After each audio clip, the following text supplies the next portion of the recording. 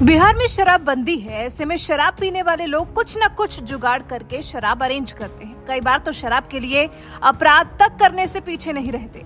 ऐसे में बिहार के लिए मामला काफी गंभीर हो गया है। मामला गंभीर था तो बिहार विधानसभा में बुधवार को ये मामला उठा भी। मद्य निषेध और उत्पाद संशोधन विधेयक 2022 को पास कर दिया गया, जिसका मतलब ये हुआ कि अब पहली और दूसरी बार शराब पीकर पकड़े जाने पर जुर्माना देकर छूट सकते हैं। हाँ, अगर जुर्माना नहीं दिया तो 1 महीना सलाखों के पीछे गुजारना होगा। बुधवार को विधानसभा की कार्यवाही शुरू होते ही ये मुद्दा सदन में छा गया और एक और मुद्दा था राज्य में कानून व्यवस्था का मुद्दा। पूर्व मुख्यमंत्री राबड़ी देवी ने कानून व्यवस्था का मुद्दा उठाया। पटना में लगातार हो रहे अपराध पर सदन में सरकार को पूरी तरह से फेल करार दिया। राबड़ी देवी ने कहा, कानून व्यवस्था की स्थिति बिल्कुल खराब है। सरकार से कानून व्यवस्था नहीं संभल रही है। हालात बिहार के काफी खराब हैं, कोई सुरक्षित नहीं है।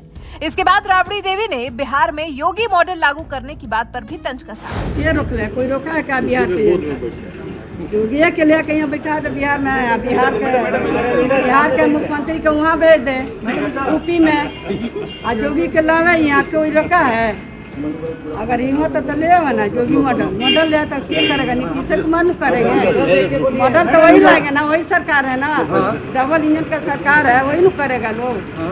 मैडम, आज शराबबंदी कानून में संशोधन हो रहा है, 2016 में लागू हुआ और अब 6 साल बाद ये कह रहे हैं कि संशोधन करेंगे कानून में। लगता है कि कभी नहीं होगा, कभी नहीं होगा। करेंगे अपना मनमानी है, जब मन करेगा तब करेंगे। 6 साल हो गया तो 6 साल में क्या हुआ? क्या हाल है आ गया बिहार में? क्या हाल है शराबबंदी का? शराबबंदी कानून में संशोधन क्या होना चाहिए? क्या होना चाहिए? कोई मतलब ही नहीं है। आपको क्या लगता है क्या हाल अच्छा, है? बंदी कहाँ है? शराबबंदी कहाँ है? सब जगह तो मिल रहा है, सब जगह तो मिल रहा है। बंद कहाँ है? आपके हिसाब से कानून होना क्या अपना चाहिए? लाते रहे। ठीक मैडम, दरअसल बीजेपी ने अभी हाल ही में जिस तरह से विधानसभा चुनावों में बेहतर प्रदर्शन किया है, उससे बीजेपी बिहार में भी हावी दिखाई दे रही है और फिर बिहार में सबसे बड़ी पार्टी बनकर भी तो उभरी है भारतीय जनता पार्टी। ऐसे में बिहार में कानून व्यवस्था ठीक करने के लिए, बिहार के हालात सुधारने के लिए वहां योगी मॉडल लागू करने की बात की जा रही है। इसी पर राबड़ी देवी ने जबरदस्त तंज कसा है।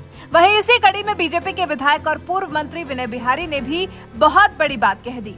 विनय बिहारी ने नीतीश कुमार की तारीफ तो नहीं की उन पर, बल्कि तंज ही कस दिया और तारीफ की डिप्टी सीएम तारकिशोर प्रसाद की। बीजेपी विधायक ने कहा, तारकिशोर प्रसाद ने कई अच्छे काम किए हैं। बीजेपी के तमाम विधायक जो हैं वो भी तारकिशोर प्रसाद से खुश हैं। ऐसे में अगर मौका मिले तो तारकिशोर प्रसाद को मुख्यमंत्री बनाना चाहिए।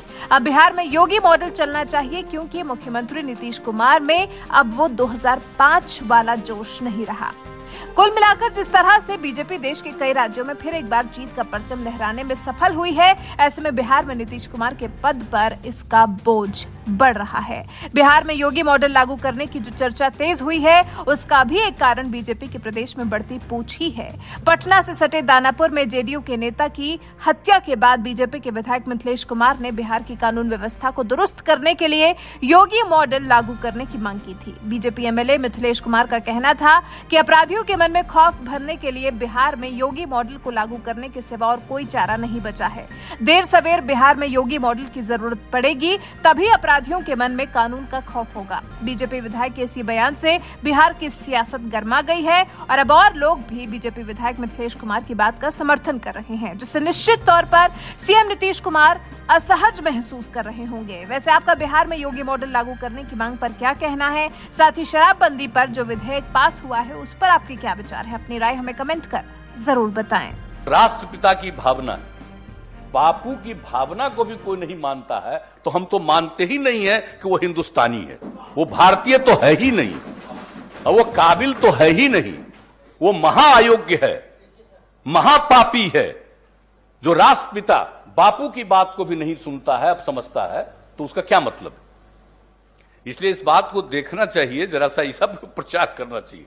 बापू की बात, दुनिया भर में दारू का कितना बुरा असर है, इन सब चीजों को लोगों को बता करके धीरे धीरे बताना चाहिए कि हो जाए।